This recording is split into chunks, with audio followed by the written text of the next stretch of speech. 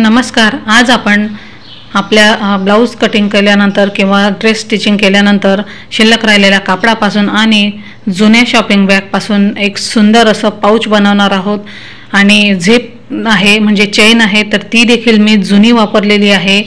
तर आज आपण म्हणजे बेस्ट ऑफ वेस्ट जे आहे ते बनवणार आहोत। तर हे बघा, इथे अशा पद्धतीची शॉपिंग बॅग होती तर ती फाटलेली होती। आपण काय करतो, बऱ्याचदा अशा पद्धतीच्या बॅग्स असतात तर त्या फेकून देतो, पण त्या फेकून न देता त्याचा देखील आपण छान वापर करू शकतो। तर आज त्याचाच वापर मी तुम्हाला करून दाखवणार आहे। इथे बघा, मला जे पीस लागणार होते तयार तर ते अस्तरच्या पार्टवर मी इथे कट करून ठेवलेले आहेत। तर ते मी तुम्हाला आता दाखवते। याचे माप बघा, अंदाजाने मी कट केलेले होते पण तरी देखील मी तुम्हाला दाखवते। तर इथे बघा 4x4चं म्हणजे हे सर्कल आहे, 2 इथे मी कट करून ठेवलेले आहेत गोलाकार।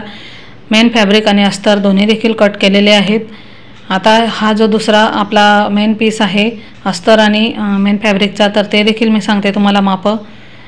तुम्ही अशा पद्धतीने माप घेऊन देखील कट करू शकतात।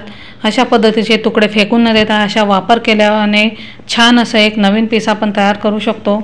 तर इथे बघा, माप याची मी तुम्हाला दाखवलेली आहेत।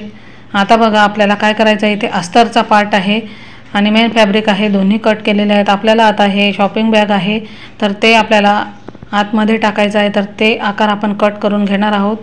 तर इथे बघा, सगळ्यात आधी हा वरचा पार्ट कट करून घ्यायचा आहे आणि त्यानंतर मग मी जे गोल आकार आणि दुसरा एक मेन आकार आहे तर तो मी इथे कट करून घेणार आहे। तर इथे बघा, अशा पद्धतीने ठेवून घ्यायचं आहे आणि कट करून घ्यायचं आहे। अशा पद्धतीच्या शॉपिंग बॅग देखील बऱ्याच असतात आपल्याकडे। कपडे वगैरे आपण आणतो बाजारात दुकानातून तर त्यांच्यासोबत मिळालेले असतात, आपण काय करतो बऱ्याचदा फेकून देतो, पण छान असा उपयोग आपण करू शकतो। म्हणजे जुन्या वस्तू असल्या तरी देखील त्यांचा वापर करू शकतो। आणि ब्लाऊज पीस किंवा ड्रेस स्टिचिंग करतो, कटिंग करतो आपण, त्यावेळेला बरेचसे असे तुकडे आपले शिल्लक असतात ते देखील आपण फेकून देतो, पण ते देखील फेकून न देता त्यांचा अशा पद्धतीने वापर करायचा आहे। तर इथे बघा, आता मी कट करून घेतलेले शॉपिंग बॅगचं सुद्धा लायनिंगसाठी देखील अस्तरचा पार्ट माझा कट करताना शिल्लक होता तो मी वापरलेला आहे। तर इथे बघा, आता आपल्याला इथे सर्कल देखील इथे मला कट करून घ्यायचे आहेत, तर ते कट करून घेणार आहे। व्यवस्थित असे दोन्ही आकार मी कट करून घेणार आहे आणि त्यानंतर आपण मग कशा पद्धतीने ते ठेवून घ्यायचे आहेत एकमेकांवर आणि स्टिच करायचे आहेत तर ते देखील मी तुम्हाला दाखवणार आहे। अगदी हळूवारपणे सावकाशपणे मी तुम्हाला दाखवलेलं आहे। तर शॉपिंग बॅग देखील कशा पद्धतीने बनवायची ते देखील मी तुम्हाला दाखवणार आहे पुढच्या व्हिडिओमध्ये। तर इथे बघा, हे अशा पद्धतीने ठेवून घ्यायचे आहे आणि कट करून घ्यायचे आहेत।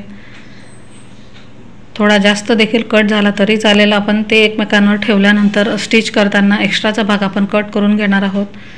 तर हे कट करून झालेले आहेत। आता आपण मेन फॅब्रिक अस्तर आणि हे शॉपिंग बॅगचा कपडा तर ते अशा पद्धतीने ठेवायचे आहेत एकमेकांवर। आधी मेन फॅब्रिक ठेवायचं आहे, त्यानंतर लायनिंग म्हणजे शॉपिंग बॅग आहे ते कट केलेली आहे तर ते ठेवायचं आहे, अस्तरच्या पार्टवर ठेवलं आहे आणि व्यवस्थित असं एकमेकांवर ठेवल्यानंतर आपण ते जोडून घ्यायचं आहे। म्हणजे शिलाई त्याला व्यवस्थित गोल आकारावर टाकून घ्यायची आहे। तर ती मी आता दोन्ही पार्ट व्यवस्थित असे जोडून घेणार आहे।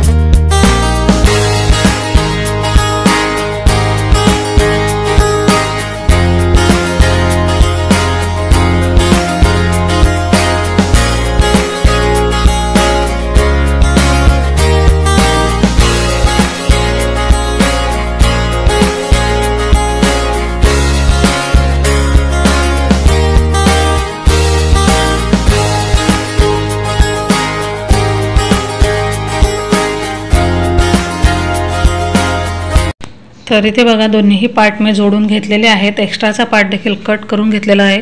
आता अशा पद्धतीने व्यवस्थित आडव्या आणि उभ्या रेषा टाकून घ्यायच्या आहेत, म्हणजे चौकोन आपले तयार होतील, जेणेकरून आपला आतला भाग आहे अस्तरचा तर तो इकडे तिकडे सरकत नाही। हे बघा इथे मी व्यवस्थित अशी शिलाई टाकून घेतलेले आहेत। आता बघा ही झीप आहे तर ती थोडी छोटी आहे, त्यामुळे बघा त्याच्या दोन्ही बाजूला अशा पद्धतीने मी छोटे कापडाचे तुकडे जॉईन करून घेणार आहे, जेणेकरून ते झीप देखील आपली त्याचे धागे निघणार नाहीत। तर हे ते बघा दोन्ही बाजूला मी अशा पद्धतीने जोडून घेणार आहे। हे बघा जोडून झालेला आहे। आता त्याचा देखील एक्स्ट्राचा भाग असेल तर तो कट करून घ्यायचा आहे, म्हणजे बरोबर झिपच्या आकाराचे ते ठेवायचे आहेत आपल्याला। आता हे कट करून झाल्यानंतर आपण ही झीप आहे तर ते आपल्या मेन फॅब्रिक आहे तर त्याला जोडणार आहोत। तर हे बघा अशा पद्धतीने ठेवायची आहे, हे बघा, आणि एक शिलाई इथे टाकून घ्यायची आहे।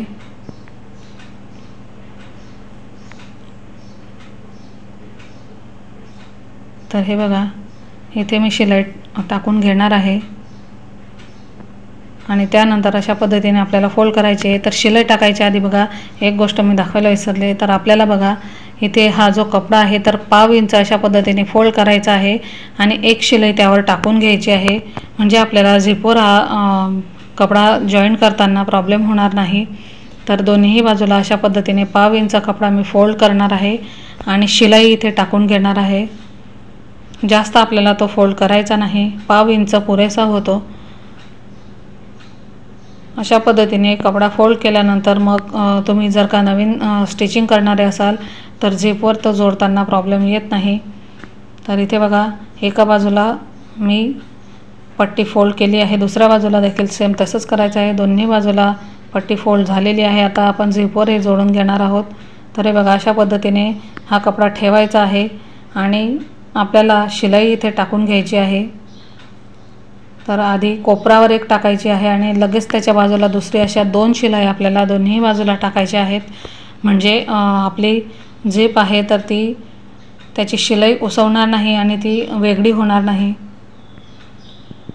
आता इथे झिपवर शिलाई टाकताना लक्षात ठेवा अशा पद्धतीने हे आपण ओपन करून घ्यायची आहे थोडीशी झीप आणि त्यानंतर मग शिलाई टाकायची आहे। जर का तुम्ही डायरेक्ट तसं टाकायला गेले तर तुमची सुई देखील तुटू शकते, कारण झीप जवळचा भाग आहे तर तो थोडा कडक असतो आणि उंच असतो। तर इथे शिलाई मी टाकून घेणार आहे आणि दुसरी शिलाई देखील टाकणार आहे। दोन्ही बाजूला तयार झाल्यानंतर मग तुम्हाला दाखवते।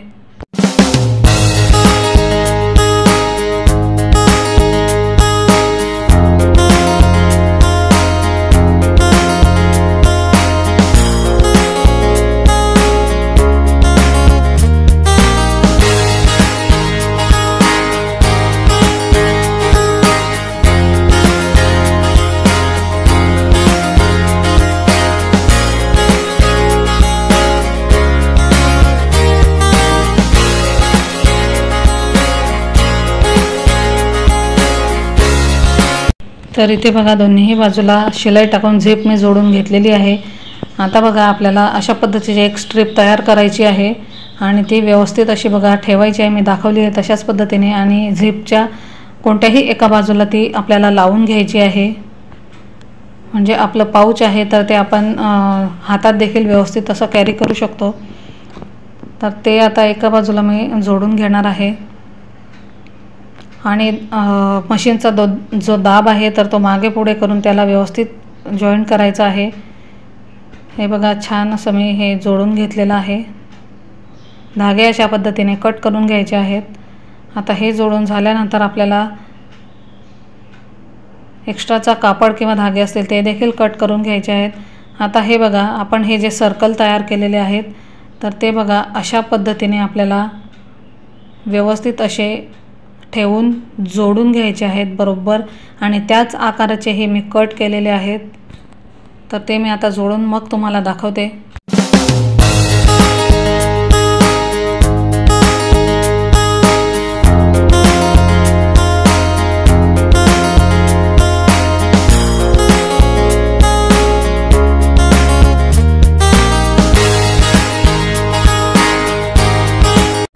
आता इथे बघा हे दोन्ही बाजूला सर्कल जॉईन झालेले आहेत। आता हे जे वर जे धागे दिसत असतील तर ते दिसू नये आणि निघू नये म्हणून अशा पद्धतीने मी एक पट्टी जॉईन करून त्याची पायपिंग तयार करून घेणार आहे आणि थोडी कॉन्ट्रास्ट कलरची ही मी लावलेली आहे, छान दिसते। मग अशा पद्धतीने ती फोल्ड करायची आहे आणि व्यवस्थित अशी आपल्याला जॉईन करून घ्यायची आहे।